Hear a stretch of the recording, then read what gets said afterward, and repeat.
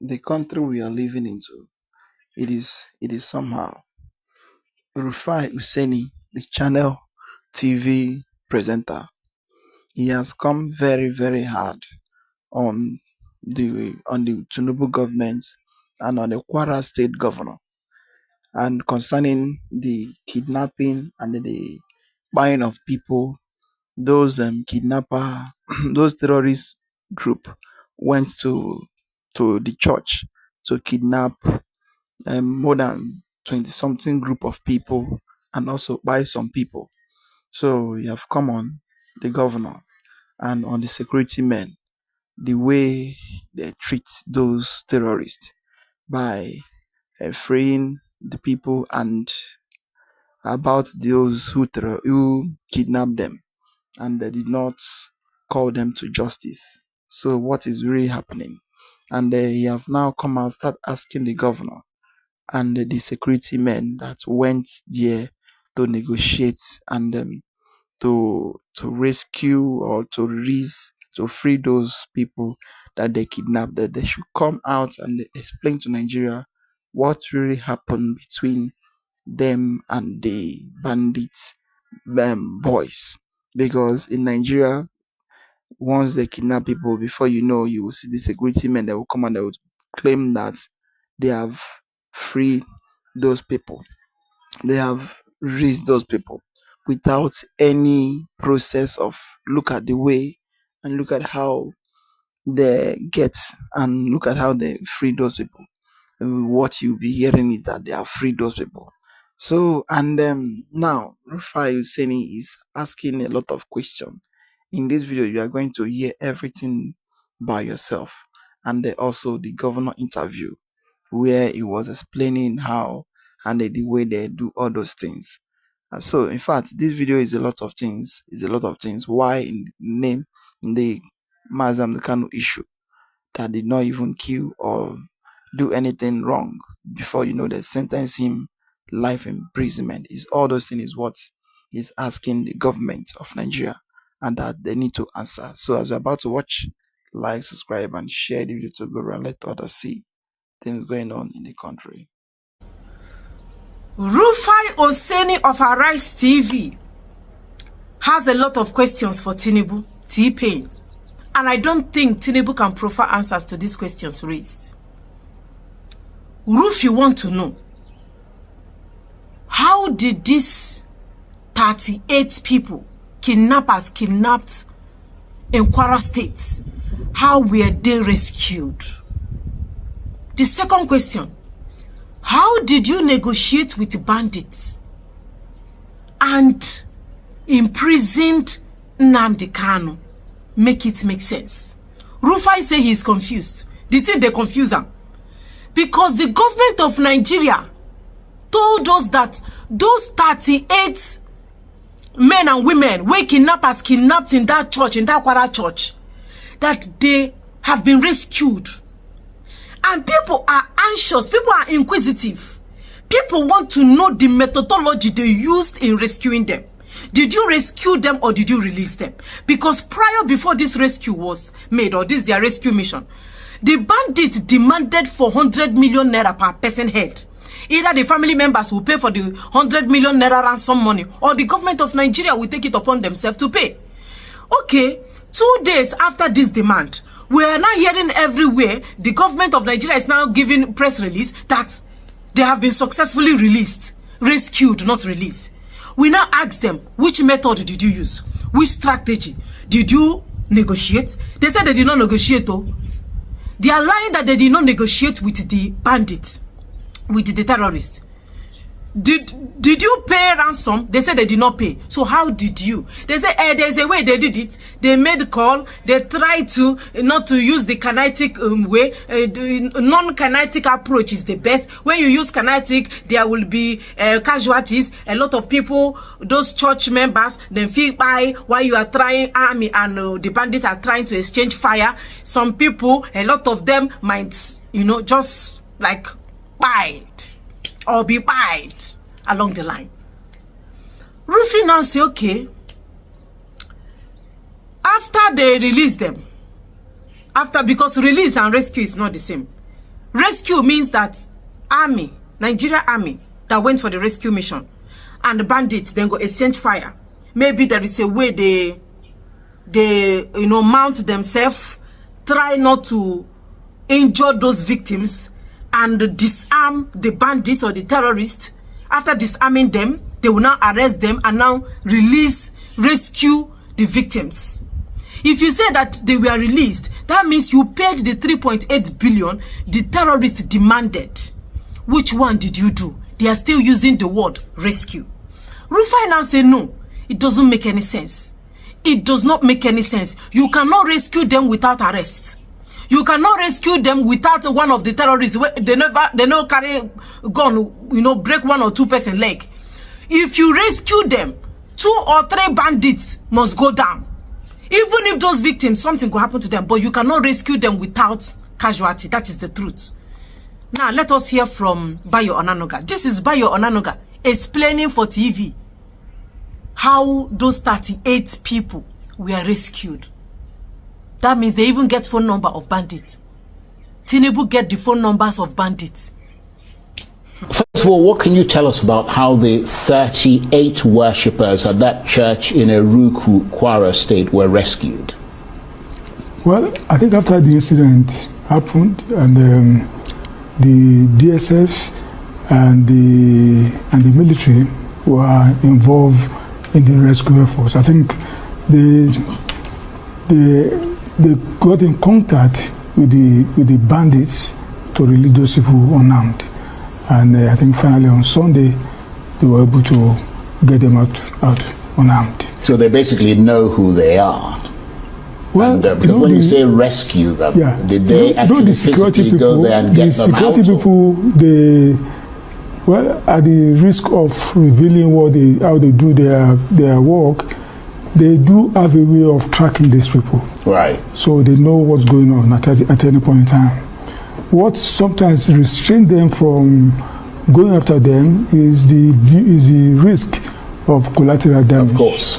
They go about abducting our people and they use them as shield so that they will not be attacked. So they don't just want to be attacking them. They need to be sure that they are not using our people as a kind of a shield. But if the government did not attack them in order to rescue these people, how did they get them released? Because I mean, it seems almost they got in contact with them. Yeah, but what I'm saying is that it seems almost perverse for the people to abduct people and then a few days later release them. They have a way of contacting them. You mean they pay the money? Not paying them.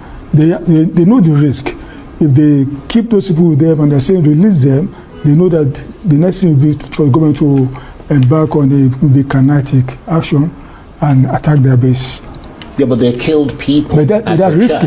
But that's risky. That makes if you attack their base, you can kill those. No, I understand that. Yeah. But I mean, what people are curious to know, because it is not the government who are directly under threat, it's the people. And the people have to know how you go about doing these things in order to shore up their own defense. I think that's left for the security people to discover. What I know is that they contacted them to release those they have. And they just acquiesced, did they? Because they know the consequence of not acquiescing to a government demand, that they should let those people go, so that because they know that the consequence is that the government will come and pummel them. But does that mean that some kind of a deal was done then to say, because I mean those people killed people, so technically they are, I mean, they should be arrested, tried and prosecuted and face the full wrath of the law. The first thing that government has to do is to get those people freed. Right. And government has achieved its objective.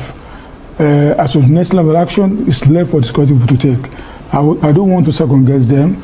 They know what they have to do. They've taken the precaution to make sure that at least they retrieve those people from there. That's the first thing.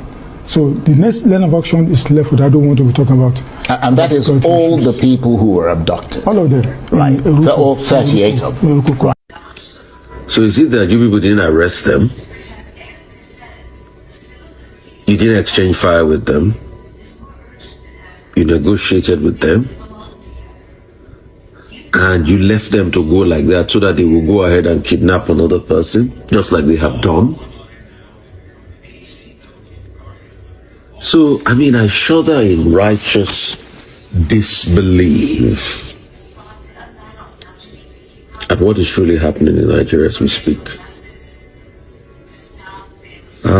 You left them. You left the criminals, the bandits. You negotiated with them. As what? As business partners? They released 24 people in Kebbi. Yes, good. As what?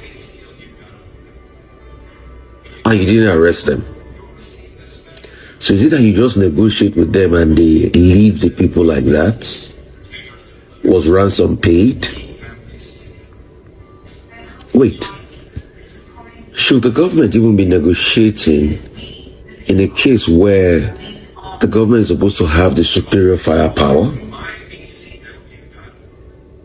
And even after the negotiation, when are they going to be brought to book?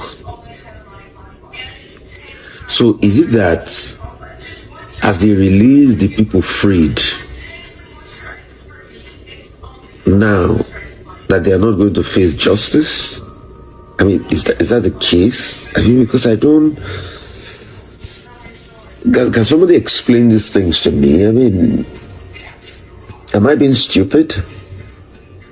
So is it that the people that went to pick up people in Kebbi and kept them in the bush against their will for a couple of days, the government would just say, oh, we negotiated with them and they released the people? Is that it? No justice, no accountability? Is that it? These are actual criminals and they perpetrated a crime. But the same government has jailed Nnamdi Kanu for life imprisonment for inciting violence. But the same people that kidnapped two people against their will, the government just had the temerity to come out and say, oh, we negotiated with them, and once they released the people, so once they released the people, that was it, right? I mean, I think maybe I'm not here well. I'm not here well. I'm sorry. So, is that it?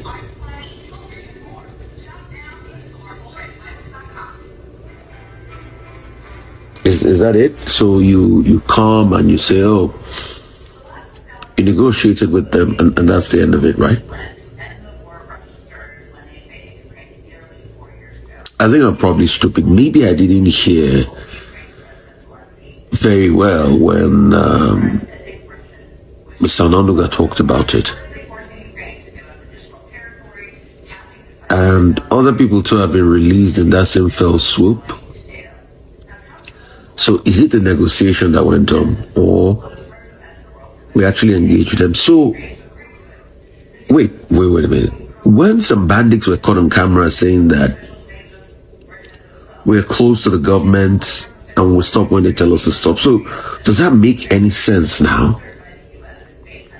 Because if the government says they just waltz in and they negotiated with bandits and they removed and they released the people, but I would have thought there should be consequences, there should be a firefight, there should be, or is the government going to go back and, airstrike those people? I mean, I don't make it make sense to me. At the same time, America is calling us all sorts of names. So if the government can negotiate with these bandits and get people back, so does it mean that even if America gives us support, military support, how are we going to tackle the same people we negotiate with? Because if you can just say, oh, we negotiated, we got them back. Rufy, my wonderful brother, our beloved journalist, fearless and bold. Don't stress yourself. Don't allow Nigeria wahala to give you migraine, to overwhelm you. The question you ask The answers are simple. We know the answers to the question where you raise. How were they rescued? How did you rescue 38 people? Did you negotiate? We did not negotiate. So you just enter inside the bush. Oh, bandits, bandits, we are here. Where are those 38 people where you rescue? I better just release them now, release them. The bandit will say, no wahala. We go release them. 38, the 38 now, all of them you release? Yes. I hope say nobody still remain for bush. Bandits go say, yes, we don't release all of them. No penny was paid. And you no get any bandit where they arrest. And they no break anybody leg. Just like that. So Tinubu and the bandit get serious relationship now. My brother, the answer to your question is that nobody rescued anybody. It is release. The government of Tinubu paid the 3.8 billion naira in collaboration with Kwara State government. If nobody want to talk, I go talk. Like I said, my brother, do and come back. Because a lot of people don't miss you for Arise TV. Now that nuisance, then keep there where they call Ruben Abbott. He is the one defending the government of Tinubu. Do and come back. Let there be sanity for Arise TV. If not, a lot of people go run away from that on a TV station. But he is a nuisance. Let me continue. The government of Tinubu hurriedly released the 38 people where they kidnapped for that Kwara church because say America there for their neck. And that was why it was very swift. If they don't release them, America go say, oh, we talk them that the Christians in Kwara, 38 of them, they still there inside bush. Oh, we said it, Christian persecution. They are persecuting Christians, Christian genocide. Now why they arrange 38 billion naira sharp? Bayo Ananoga where they ask, did you people negotiate? We did not negotiate. Did you pay ransom? We did not pay ransom. Then how did they come out? Oh, there's a way we did it. We had contact. How did you get contact of bandits? How did they get the contact of those bandits? Because say the government is a government of bandits, a government of terrorists. If terrorists know they're there, how did they get the number? How did they call the bandits and how were they able to release them? Your answers, the question where you ask, the answers are very simple. They paid the 3.8 billion. They have the contact of those terrorists. They know about their whereabouts. They know where they live. And you talk about arrest, they cannot arrest them because they are spokespersons. People where they speak for them, where they fight for them, they for us rock. They for the government of Tinubu. Nothing will happen to them. And you say, okay, how can America now come and how will America help them without them being sabotaged or without them being compromised? Like without the Nigerian army compromising the mission of reducing terrorists for Nigeria. Now, if America get anything with Nigeria army, in the name of we are working together with the military of Nigeria to combat terrorists, 98% or even 90%, or let's even say 80%. If American military work with Nigeria army, you see that particular rescue mission where America they come, it will not work. It will be a failed mission, and it will be a failed rescue mission, or however you want to call it. If America collaborates with Nigerian military to fight Boko Haram, I'm sorry, you will not hear good news. You will hear that they even don't surround American military because now the same army go tell the Boko Haram say see where American army they don't understand the government where they inside. Oh yes. This is our sister. She has explained everything, and also Rufai. If it is about what the governors is saying, the 38 people that did not pay anything, they just do this, they just call them, and all those things is just rubbish. They pay the ransom, and then they know all the terrorists that is doing all those things. The government knows them, so they know what they are doing, and they know the reason why they are doing all those things. It is just because of that America is coming. That is why they run sharply, and they went to pay for the ransom which they demand. That is why they just free those people. But if about knowing them, the government know those people that are doing all those things. they are the cause of it, and they know where they are hiding. So there is nothing any person can come out and they say that will justify that the government don't know them. So if you are talking about, that is why um that is why the country that tag APC and all and the political party that is in Nigeria as a terrorist party, those country is not mistaken, because they know what they are doing and they know what is happening in Nigeria. So that is the whole thing. Well, I would like to hear your comments down below. Like, subscribe, and share the video to go and let others see things going on in Nigeria. Thank you for watching.